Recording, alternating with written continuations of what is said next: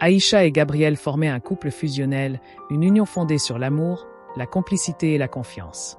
Mariés depuis 5 ans, ils vivent heureux dans une belle maison nichée au cœur d'un quartier paisible. Chaque matin, Gabriel préparait le café pendant qu'Aïcha fredonnait en arrosant les plantes du jardin. Ils partageaient des rires sincères, des regards tendres et une complicité inébranlable. Leur bonheur semblait absolu, indestructible.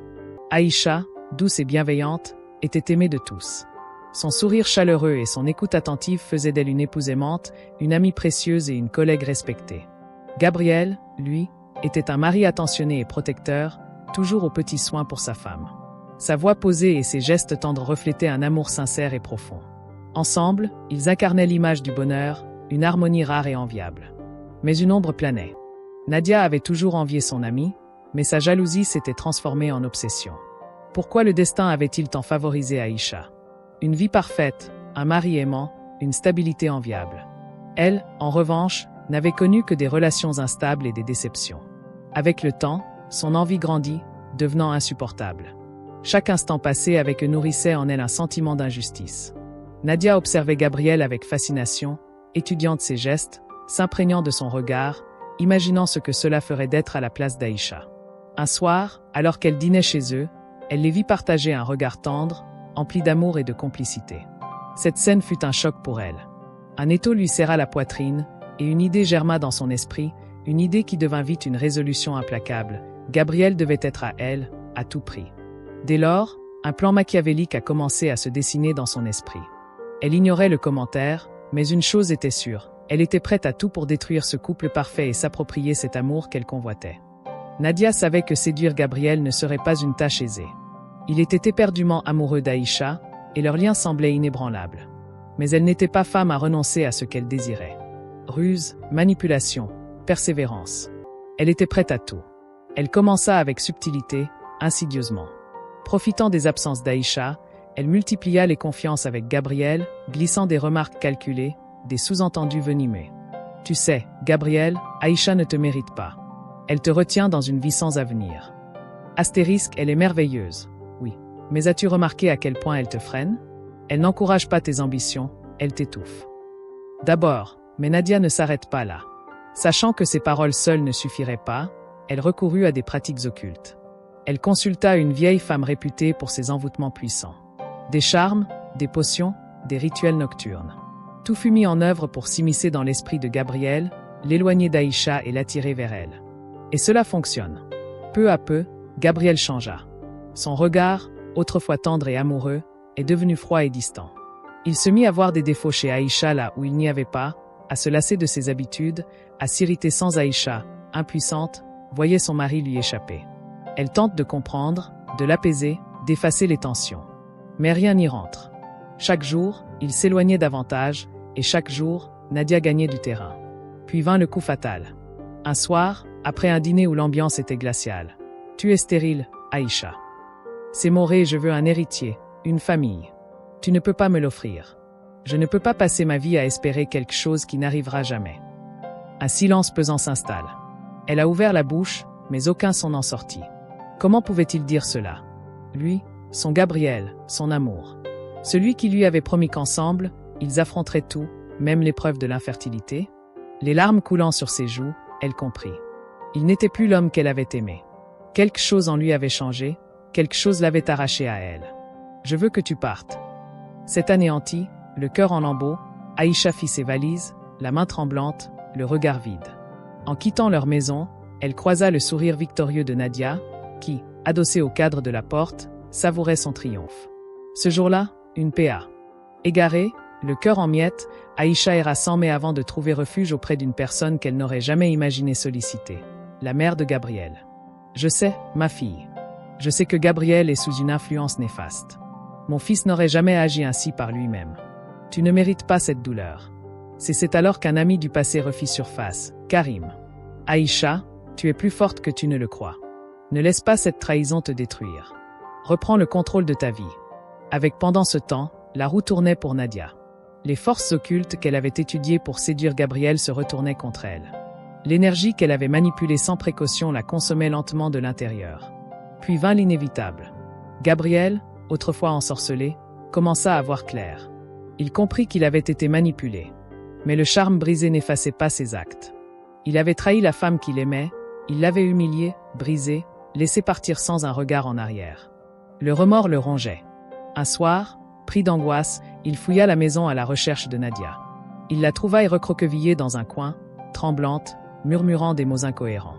Son regard, autrefois charmeur et assuré, n'était plus qu'un vide terrifiant. « Nadia, qu'est-ce qui t'arrive » demande-t-il. « L'amour, Gabriel. L'amour m'a tué. » Ce fut l'éveil de Gabriel fut brutal. Rongé par la culpabilité, il partit à la recherche d'Aïcha. Il voulait se faire pardonner, lui expliquer, lui dire qu'il l'aimait encore. Mais lorsqu'il la retrouva, il fut frappé par ce qu'il vit. Elle n'était plus la femme brisée qu'il avait abandonnée. Elle était rayonnante, plus belle que jamais. Et elle n'était pas ce les yeux de Gabriel croisèrent ceux d'Aïcha. Il y cherche un soupçon d'amour, un espoir de rédemption. Mais il n'y a trouvé que l'ombre d'un passé révolu. « Je suis désolé, Aïcha. Moi aussi, Gabriel. Moi aussi. » Et sans. Bien trop tard. Gabriel, rongé par les remords, errait comme une âme en peine. L'image d'Aïcha ne quittait plus son esprit, son rire résonnait encore dans son cœur brisé. Il comprend maintenant l'ampleur de sa faute.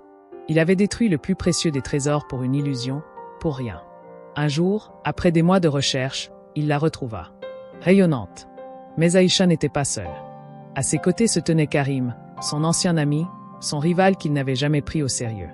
Pourtant, ce ne fut pas lui qui brisa Gabriel. Ce furent les deux adorables bébés qu'il tenait dans leur soutien-gorge. Un garçon et une fille, à la peau dorée, aux traits si délicats. Leurs petits visages reflétaient une paix et une innocence que Gabriel ne connaissait plus. Son cœur se serra. Un espoir insensé s'alluma en lui. Il s'avança, vacillant, incapable de détourner le regard. « Aïcha, ce sont nos enfants ?» balbutia-t-il. Aïcha le fixa, son expression impénétrable. Puis, d'une voix douce mais ferme, « Non, Gabriel. » Un abîme s'ouvre sous ses pieds. Il sentit tout ce qu'il avait sacrifié, tout ce qu'il avait perdu, se matérialiser devant lui sous la forme d'une famille qui aurait pu être la sienne. Aïcha. « Je suis désolé. Je n'étais pas moi-même, je n'ai pas compris à temps. » Elle esquissa un sourire triste, sans amertume, sans colère. Juste de la démission. Je sais, Gabriel. Mais parfois, être désolé ne suffit pas. Elle caressa tendrement la joue de l'un de ses enfants, posa un regard empli de tendresse sur Karim, puis, sans un mot de plus, elle tourna les serres. Gabriel resta figé. Il aurait voulu les rattraper, fournisseur Aïcha de lui pardonner, lui jurer qu'il ferait tout pour réparer ses erreurs. Mais il le savait. Il savait que son destin était scellé dans l'ombre, tandis que la lumière qu'il avait perdue brillait ailleurs, loin de lui. Et dans ce silence déchirant, il comprit que son plus grand châtiment n'était pas la solitude, mais l'existence d'un avenir qui ne serait jamais le sien. Le destin est un juge implacable. Il ne pardonne ni l'orgueil, ni la trahison. Et Gabriel allait en être la preuve vivante. La chute de Nadia, la noirceur qu'elle avait semée, finit par l'engloutir. Nadia, autrefois sûre de sa victoire, perdit tout. La magie obscure qu'elle avait étudiée pour ensorceler Gabriel se retourna contre elle. Son reflet dans le miroir est devenu un cauchemar, ses nuits furent hantées par des murmures menaçants, et son corps affaiblit les stigmates de son pacte maudit. Elle voulait fuir. Mais on ne fuit pas l'ombre quand on l'a laissée s'infiltrer en soi. Lorsque Gabriel comprit l'étendue de ses manipulations, il murmura « Tu m'as détruit, Nadia. Tu as fait de moi un monstre. » Elle tente de le retenir, de pleurer, de fournisseur. Mais rien ne pouvait effacer le poison qu'elle avait instillé dans leur vie. Seule et désespérée, elle s'effaça dans l'oubli, disparaissant comme une ombre au levier du jour. Plus jamais on n'entendit parler d'elle. Le regret éternel de Gabriel, mais si Nadia s'était volatilisée, le damné, c'était véritable Gabriel. Jour après jour, il vivait avec un poids sur la poitrine, une douleur qui ne s'atténuait jamais. Le destin lui offrait chaque jour une punition silencieuse, le spectacle d'une vie qui aurait pu être la sienne. Chaque matin, il apercevait Aïcha, radieuse, et ses jumeaux qui auraient pu être les siens. Mais il n'était plus qu'un fantôme d'un passé révolu. Il tente de refaire sa vie, mais aucun amour ne combla jamais le vide qu'il portait en lui. Il comprit alors qu'il avait aimé Aïcha d'un amour égoïste, incapable de la préserver. Il tenta d'oublier, mais le passé était un gouffre sans fond, une boucle infernale où les regrets se rejouaient sans cesse. Ainsi, Gabriel est devenu un homme seul, prisonnier de ses propres erreurs. L'apaisement d'Aïcha, elle, avait retrouvé la paix. Elle savait désormais que le véritable amour était celui qui la respectait, celui qui ne cherchait pas à la posséder, mais à la chérir. Elle ne nourrissait plus de rancune envers Gabriel, car il appartenait à une autre vie, un autre temps. Elle avait appris à ne plus regarder en arrière, car la lumière était devant elle. Et elle n'avait plus besoin de l'ombre du passé pour avancer.